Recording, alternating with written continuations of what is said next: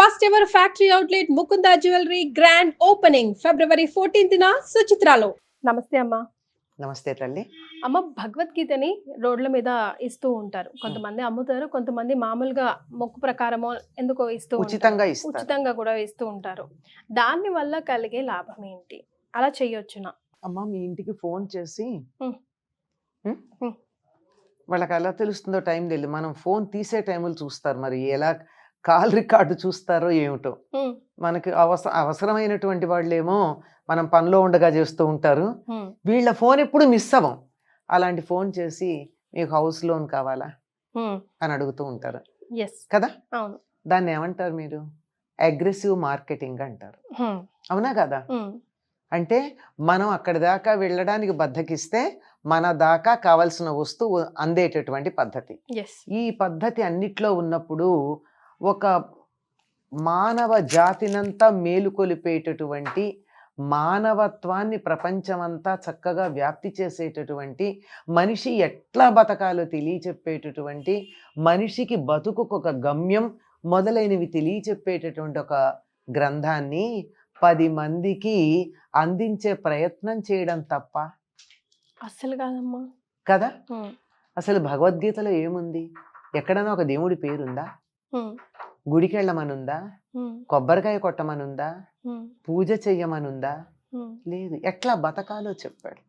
దాన్ని నిజం చెప్పాలంటే జీవన గీత అది. బతుకు ఎలా ఉండాలో చెప్పిన గీత. ఎలాంటి ఆహారం తీసుకోవాలి, ఎలా ప్రవర్తించాలి, ఏం చెయ్యాలి అని చాలా డీటెయిల్డ్ గా చెప్పింది. అంటే బ్రతుకుండగా మనం ఏం చెయ్యాలి అని చెప్పేది కదా. ఎలా బతకాలో చెప్పింది. మనం ఏంటమ్మో మరి చనిపోయినప్పుడు పెడుతున్నాం. అదే తప్పు మనం చేసింది. ఎందుకంటే అందులో ఒకటి వాసాంసి యథా విహాయ అని చెప్పాడు కదా. మనిషి పాత బట్టలు విడిచేసినట్టు శరీరాన్ని వదిలేస్తాడు, బాధపడకు అని చెప్పినటువంటి మాటకి చచ్చిపోయిన చోట అందరూ ఏడవకుండా ఉండడానికి ఆ ఒక్కటి పెట్టడం కోసం ఇన్ని పెడతారు. బతుకు ఎలా ఉండాలో చెప్పేది. ఎంత బాగా చెప్తాడమ్మా.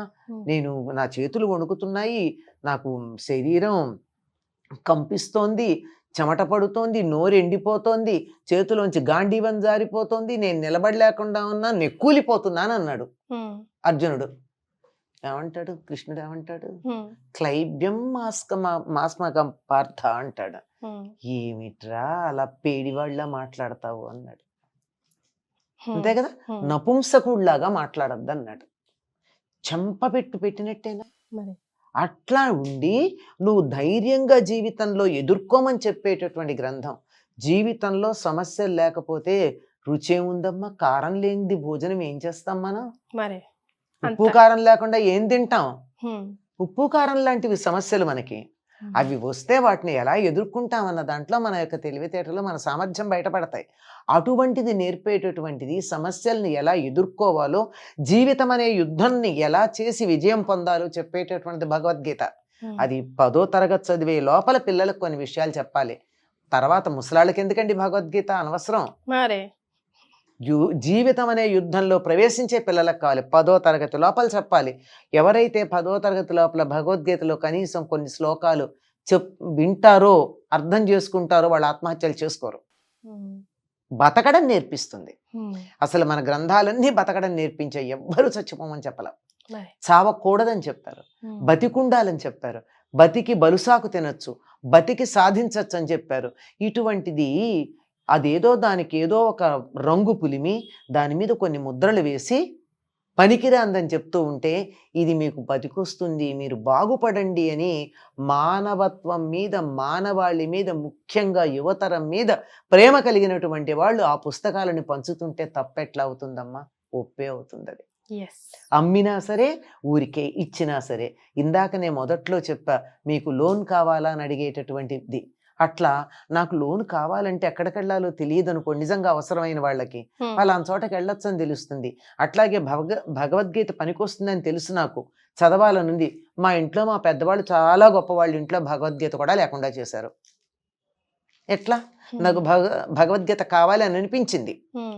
అదిగో అలా పెడుతుంటే ట్రాఫిక్ సిగ్నల్స్ దగ్గర, రైళ్లల్లో, బస్ స్టాండుల్లో, ఎక్కడ పడితే ఎక్కడ 10 మంది ఇటు అటు తిరిగేటటువంటి చోట ఆ పుస్తకాలను అందుబాటులో పెడితే ట్రైన్లో కూర్చుని ఏం చేయాలో తోచని వాడు కాలక్షేపానికి భగవద్గీత చదువుతాడు, బాగుపడతాడు. కానీ చేతికి ఇచ్చినా తీసుకొని దాన్ని యూజ్ చేసుకోకపోవడం కూడా కర్మ ప్రారంధమే అనుకోవచ్చు కదా అంతే అమ్మ, ఒక కదమ్మా. విధంగా.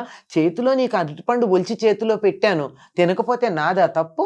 మరి అందలేదు, నాకు తిండి లేదు అని ఏడిచే వాళ్ళకి అరటిపండు తెచ్చి పెడితే నువ్విచ్చావు గనక తినను, నువ్వు ఎక్కడి నుంచో తెచ్చావు గనక తినను, ఇది గుళ్ళో నైవేద్యం పెట్టిందేమో అని నాకు అనుమానంగా ఉంది గనక తినను అంటే అది నీ కర్మ. మరి అంతే తప్ప కాదు. అందుబాటులో ఉండడం అన్నది చాలా ప్రధానం. అలా అందుబాటులోకి తేవడం జరిగింది. Yes. అంచేత చేస్తున్నటువంటిది అద్భుతమైనటువంటి మానవ సేవ, మానవాళిని ఉద్ధరించేటటువంటి ప్రయత్నం, యువతరాన్ని ఆత్మహత్యలు చేసుకోకుండా జీవితంలో నిలబడేటట్టుగా చేసేటటువంటి ప్రయత్నం. కనుక భగవంతుడు మెచ్చడా? మెచ్చుతాడు. తప్పక మెచ్చుతాడు. ఎస్. ముఖ్యంగా మనం ఇంటికి తెచ్చుకున్న వెంటనే భగవద్గీతని ముందుగా ఏం చేయాలమ్మా? భగవద్గీతను చక్కగా దేవుడి దగ్గర పెట్టండి, పెట్టి వదిలేయకూడదు. దేవుడి దగ్గర నైవేద్యం పెట్టి ఏం చేసి వదిలేస్తామా? తింటాం కదా. తింటాం. అలాగే ఒక్కసారి భగవంతుడి దగ్గరికి పెట్టి ఇది ఒట్టి కాగితం ముక్క కాదు నాయన, నీ ప్రసాదంగా తీసుకుంటున్నానని చెప్పి చదవడం మొదలు పెడితే ఎట్లా బతకాలో తెలుస్తుంది. ఎస్. చాలా సంతోషం అమ్మా, ధన్యవాదాలు.